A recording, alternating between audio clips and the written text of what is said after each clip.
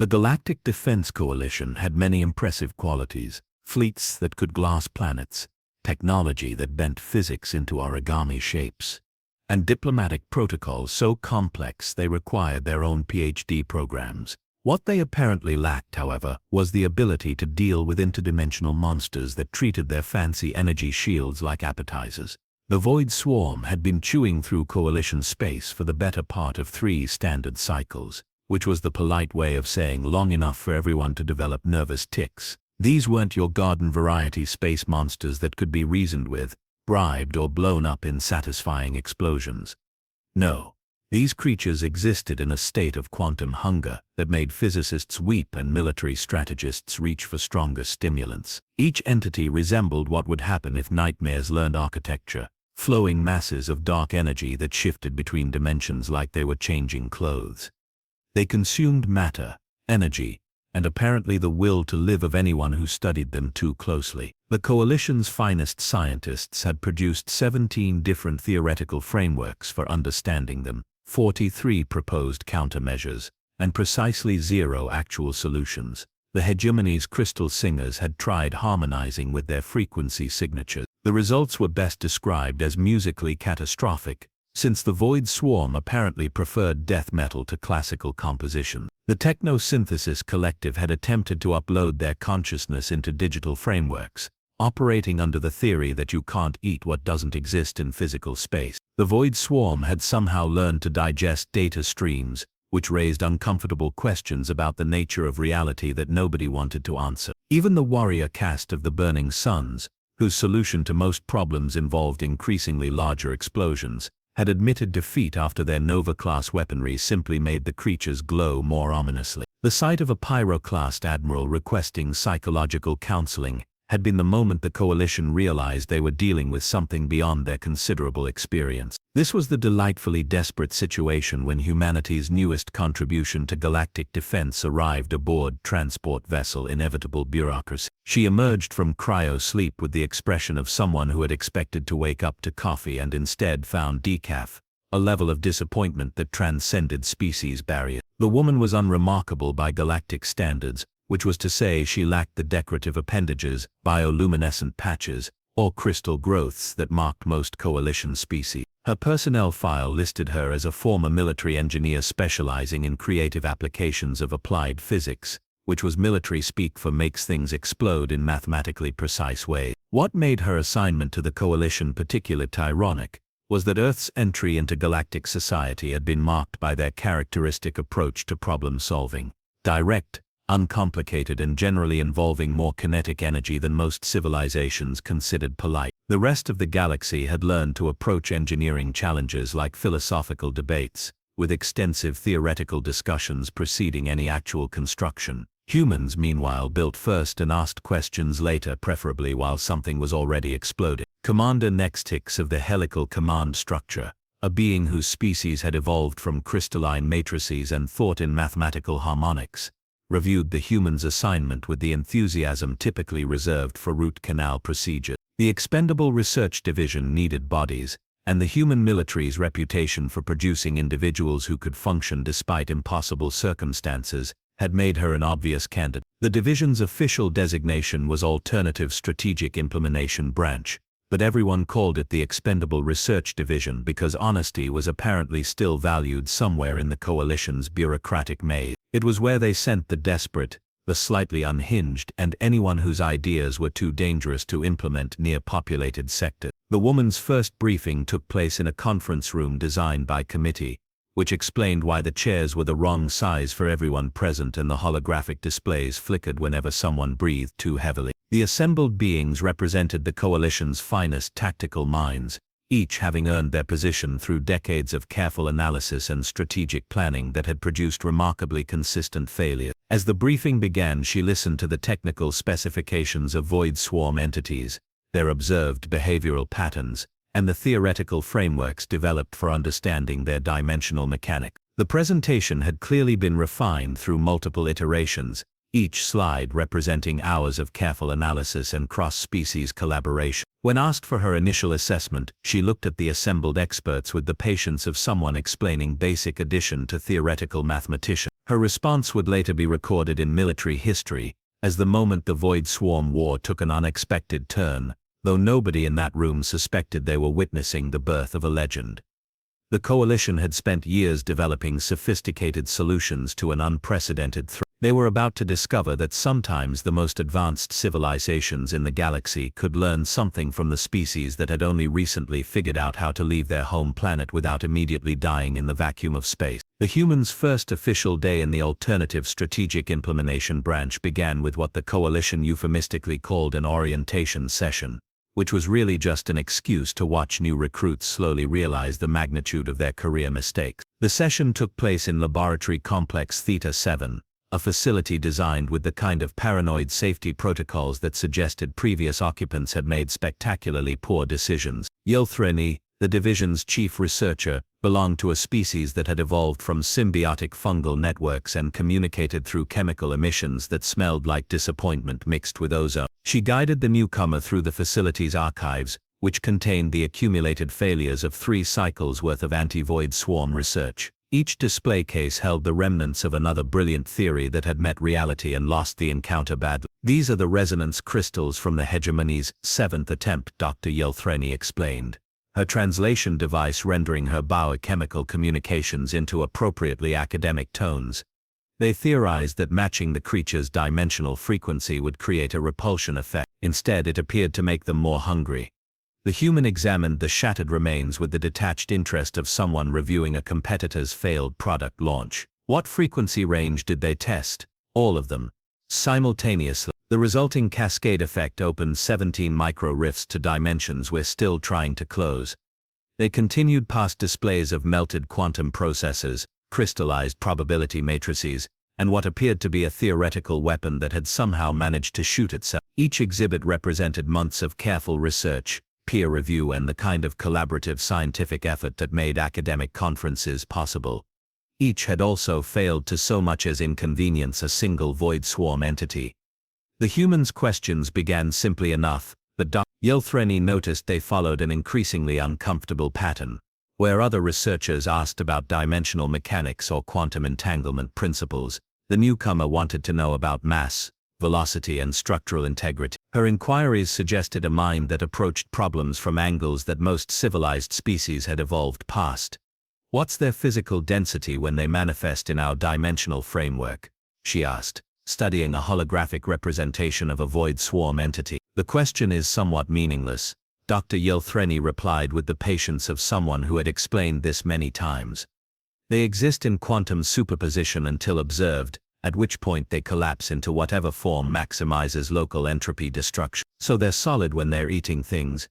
Well, yes, but their matter configuration exists in 12-dimensional space, which means conventional physics. How solid? The question hung in the air like an unwelcome truth. Yelthreni's chemical emissions took on notes that suggested academic distress. The concept of how solid wasn't typically relevant when dealing with entities that existed partially outside the normal space-time continuum. It was the kind of reductive thinking that higher civilizations had moved beyond millennia ago. Approximately equivalent to crystalline hydrogen matrices under extreme compression, she admitted finally. The human nodded as if this information confirmed something she had already suspected. And when they're moving between dimensions, they must maintain some physical coherence to traverse dimensional boundaries, but the energy requirements would be. Dr. Yelthreni stopped, recognizing the direction of the questioning. You're thinking kinetically, aren't you? I'm thinking they have to be somewhere to do something. This observation violated several fundamental principles of advanced strategic thinking. The Coalition's greatest minds had spent years developing elegant solutions that accounted for the creature's exotic properties, their dimensional shifting abilities, and their apparent immunity to conventional weapons. The idea that something so sophisticated might be vulnerable to something so primitive was almost insulting to the intelligence that had gone into studying them. The human's next request made Dr. Yelthreni's chemical emissions shift to frequencies typically associated with existential crisis. She wanted access to the tactical simulation chamber, not to test exotic weapons or dimensional manipulation techniques, but to run ballistics calculations. Specifically, she wanted to know what would happen if something very dense moving very fast collided with a void swarm entity during its manifestation phase. The simulation results were education. The Chamber's AI, programmed with 3 cycles worth of void swarm behavioral data, initially refused to process the scenario on grounds that it was insufficiently complex to warrant computational resources. When forced to run the simulation, it produced results that violated everything the Coalition thought they knew about interdimensional combat. The projected outcome showed a void swarm entity attempting to manifest in normal space at the precise moment a tungsten carbide projectile traveling at a significant fraction of light speed occupied the same coordinate. The entity's dimensional coherence collapsed, its quantum superposition resolved into a very brief, very bright explosion, and the simulation AI requested immediate maintenance, because it couldn't reconcile the results with its theoretical frameworks. "This is impossible," Ilthreni declared, her chemical emissions now resembling a mixture of academic outrage and growing panic. "You cannot simply hit interdimensional entities with kinetic weapons. They exist partially outside normal physics. The part that's inside normal physics doesn't," the human replied with the calm certainty of someone who had spent years making things work despite theoretical impossibility. Within hours she had produced schematics for what she called a dimensional intercept system, which was essentially a railgun designed to fire projectiles at mathematically precise coordinates in space-time. The Coalition's finest engineers reviewed her plans with the growing horror of civilizations, realizing their sophisticated approaches had been overthinking a fundamentally simple problem. The weapon she proposed was almost insultingly straightforward. No exotic matter, no dimensional manipulation technology, no quantum entanglement arrays, just a very powerful magnetic acceleration system, designed to put very dense objects in the path of entities that had to briefly exist in normal space to do anything destructive. It was the kind of solution that pre-spaceflight civilizations might have developed, if they had somehow managed to detect interdimensional threats. The first field test was scheduled for Sector 7 Gamma, a region of space already written off due to heavy void swarm activity. The test platform was installed on a remote station populated entirely by volunteers who had either strong scientific curiosity or weak survival instincts. The human herself insisted on conducting the test personally, which violated approximately 47 safety protocols, but was approved because the alternative strategic implementation branch existed specifically for violations of safety protocols. As the test date approached, word of the experiment spread through Coalition channels with the velocity typically reserved for gossip and bad news. The concept of solving an interdimensional crisis with what amounted to very sophisticated throwing had captured imaginations across the galaxy, though not necessarily in ways that inspired confidence. The stage was set for either a breakthrough that would revolutionize galactic defense, or a demonstration of why primitive species shouldn't be allowed to play with advanced technology. The humans seemed equally prepared for either outcome, which somehow made the entire situation more disturbing than comforting. The first field test produced results that would have been considered impossible if they hadn't been recorded by 17 different sensor arrays, and witnessed by a crew of volunteers who immediately requested hazard pay increases. The void swarm entity that materialized in Sector 7 Gamma lasted exactly 0.003 seconds in normal space, before encountering a tungsten carbide projectile traveling at 12% of light speed. The subsequent explosion briefly registered on sensors 3-star systems away and left a debris pattern that spelled out what looked suspiciously like interdimensional profanity.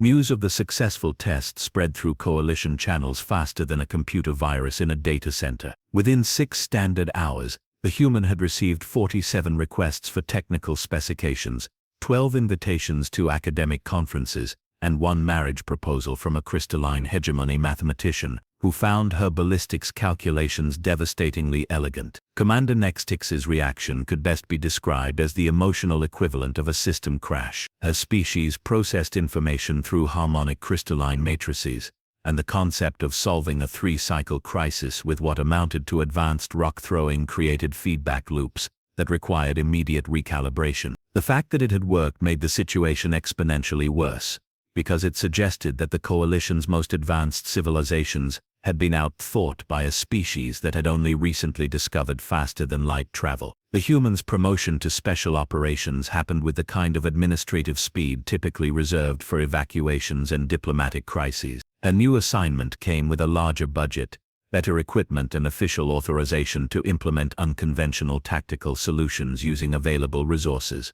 Military bureaucrats had learned that when dealing with humans, vague language was safer than specific restriction. Her second mission took place in the outer spiral, where a void swarm cluster had been systematically consuming a trade route that connected 17 different star systems. The Coalition's previous response had involved establishing a sensor network to monitor the entity's movements, followed by carefully coordinated evacuations whenever they approached populated areas. It was a textbook example of sophisticated defensive strategy that accomplished absolutely nothing except ensuring the creatures ate infrastructure instead of people.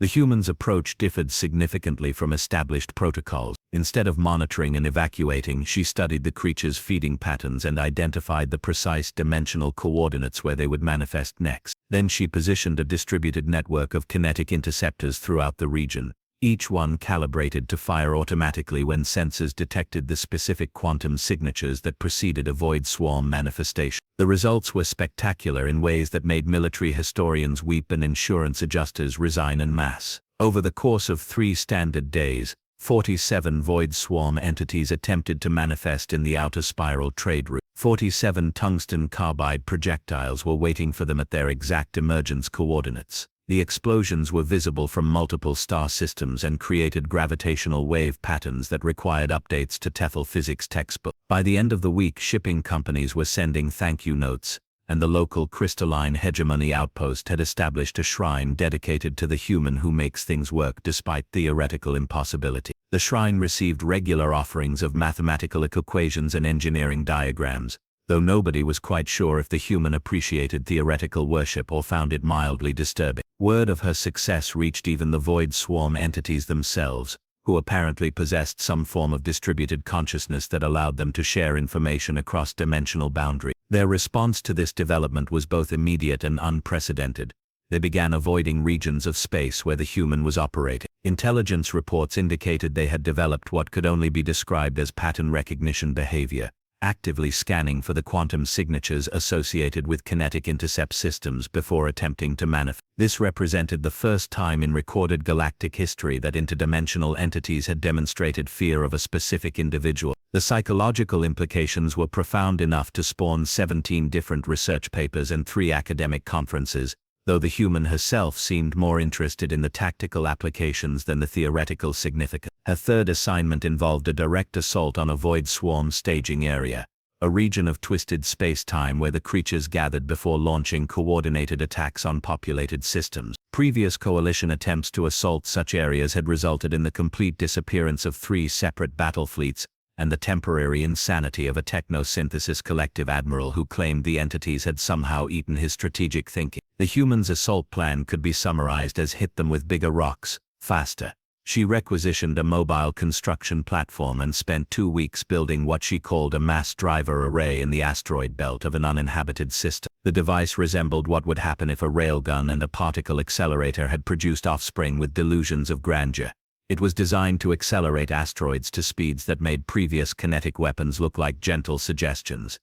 The assault itself lasted exactly 14 minutes. The void swarm staging area, which had existed in a state of quantum uncertainty for the better part of a standard cycle, suddenly found itself sharing space with 17 asteroid-sized projectiles moving at velocities that violated several traffic laws and at least one conservation principle. The resulting explosion created a temporary star that burned for 3 days before collapsing into what physicists politely termed a localized discontinuity in space-time. When the gravitational waves finished propagating and the emergency broadcast stopped jamming communication channels, analysis revealed that the staging area had been completely destroyed. More importantly, sensor sweeps of the surrounding regions showed no void swarm activity for the first time in over 3 cycles. The creatures hadn't just been defeated, they appeared to have evacuated the entire sector. Within hours of the operation's success, the human received official recognition from the Coalition High Command, unofficial worship from 17 different species,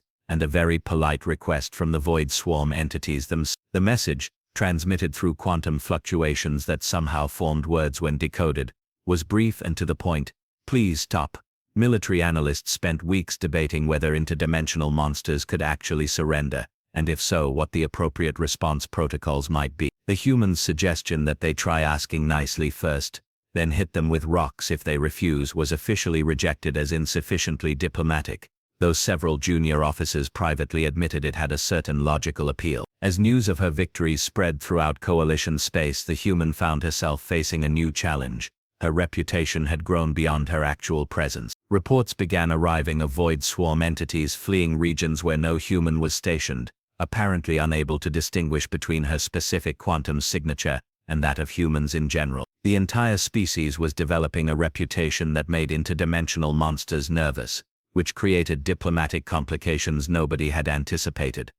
The final confrontation with the void swarm began, appropriately enough, with a diplomatic crisis. The entity's surrender offer had created what Coalition bureaucrats termed unprecedented procedural challenges, which was their polite way of saying nobody knew how to negotiate with interdimensional monsters who communicated through quantum fluctuations and had a documented history of eating reality. The humans' suggestion that they simply accept the surrender and see what happens was met with the kind of horrified silence typically reserved for proposals to divide by zero. The Coalition's diplomatic corps had spent millennia developing protocols for every conceivable first contact scenario, but interdimensional entities requesting ceasefire after being repeatedly shot with very fast rocks hadn't made the list. While committees formed to form subcommittees to discuss the formation of negotiation protocols, the Void Swarm entities demonstrated their commitment to the surrender by doing something unprecedented.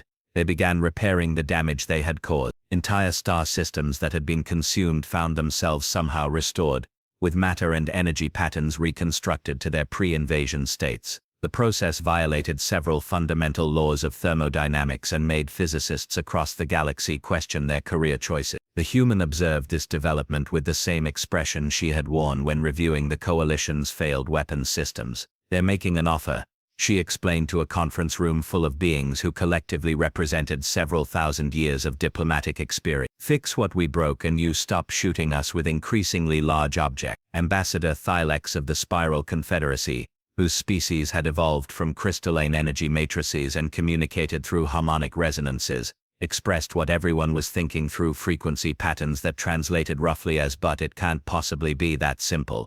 Why not?" The human asked with the casual directness that had made her famous throughout Coalition space. "They're smart enough to build dimensional transport systems and coordinate attacks across multiple star systems. They're probably smart enough to recognize a losing strategy when 17 asteroids explode in their staging area." The logic was unassailable, which made it deeply disturbing to civilizations that had built their entire strategic philosophy on the assumption that sophisticated problems required sophisticated solutions. The idea that 3 cycles of interdimensional warfare might end because monsters had learned to fear kinetic weapons challenged fundamental assumptions about the nature of conflict itself. The formal peace treaty was signed 3 weeks later in a ceremony that made diplomatic historians question everything they thought they understood about interspecies relations. The Void Swarm entities manifested a delegation consisting of what appeared to be geometric shapes made of controlled darkness, while the Coalition assembled representatives from every member species who wanted to witness the impossible. The terms of the agreement were refreshingly straightforward.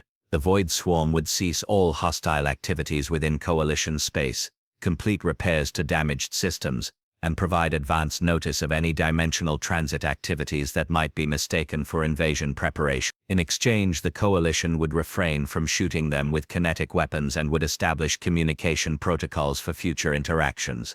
The humans signed the treaty using a simple ballpoint pen, which somehow became the most famous writing instrument in galactic history. Museums across 17 star systems submitted requests to display it, though she politely declined on grounds that she might need it for other paperwork. The immediate aftermath of the peace treaty created what military analysts termed the most successful conclusion to an existential crisis in recorded galactic history, followed immediately by the most awkward personnel decision in Coalition bureaucratic experience. The human who had single-handedly ended an interdimensional war found herself facing a promotion to the newly created position of Director of Human Integration Protocol. The job description was a masterpiece of bureaucratic language that managed to avoid mentioning anything specific, while implying everything important. She would be responsible for facilitating cross-species understanding of human tactical methodologies and developing standardized approaches to unconventional problem-solving techniques. In practical terms, she would spend her days in meetings explaining to various alien species why humans preferred to solve problems by hitting them with objects rather than forming study committees. Her new office occupied an entire floor of Coalition headquarters,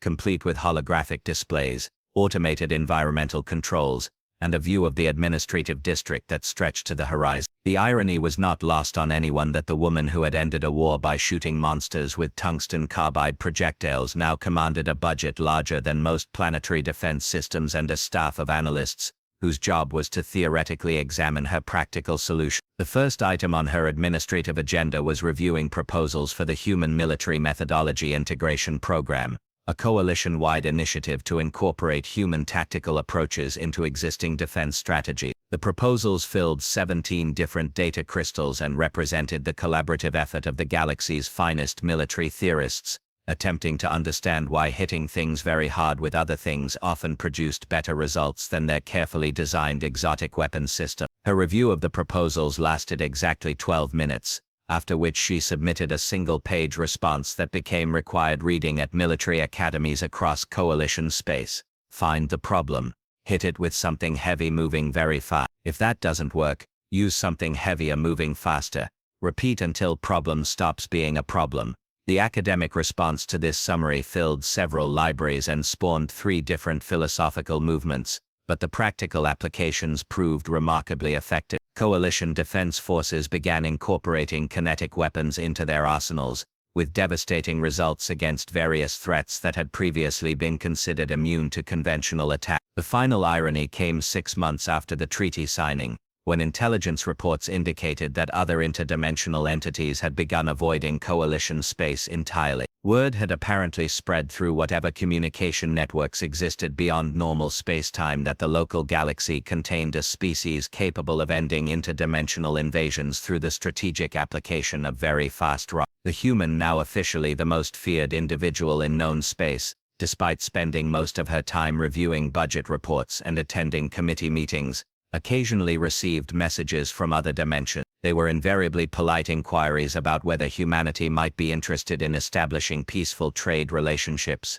usually accompanied by mathematical proofs, demonstrating the sender's complete lack of hostile intent. She filed these messages under diplomatic correspondence and forwarded copies to the appropriate committees, who spent months analyzing them for hidden meanings and strategic implications. The message's actual content, she noted privately, could be summarized as "please don't shoot us," but bureaucratic analysis was apparently required to confirm this assessment. And so the woman who had become a legend by treating interdimensional warfare as an engineering problem, found herself managing the administrative consequences of proving that sometimes the most advanced solution to any problem was the one that worked.